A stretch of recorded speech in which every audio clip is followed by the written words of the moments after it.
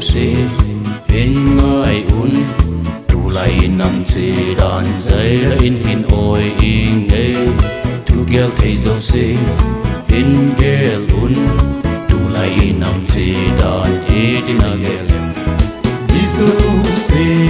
YouTuber MIJOUSE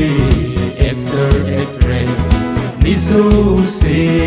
JAILAA in the hello TAPKONG politics thêm thế Thungai THEI JOUSE NGAI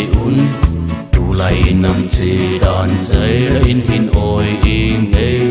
TUGEL THEI JOUSE NAGEL TULAI NAM CHEDAN NAGEL viral ding KICHU ANEO him lâu KILOI KHOM na HAOPU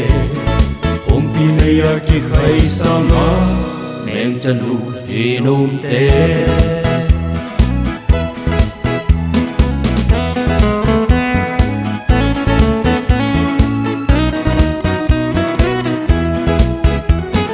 Thungai THEI JOUSE NGAI TULAI NAM CHEDAN JAILAA in HINOI TUGEL THEI JOUSE NAGEL TULAI NAM CHEDAN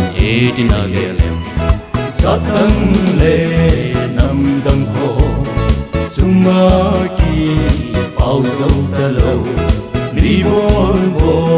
thanum te Ti oi mo na ating se Inam sungu Thungai THEI JOUSE NGAI TULAI NAM CHEDAN JAILAA in HINOI TUGEL THEI JOUSE NAGEL TULAI NAM CHEDAN NAGEL Gamki dei ngai lu lâu Ching men lam kai di bay Dan hau te dan zui lo te Kan ko nei te kan ko hau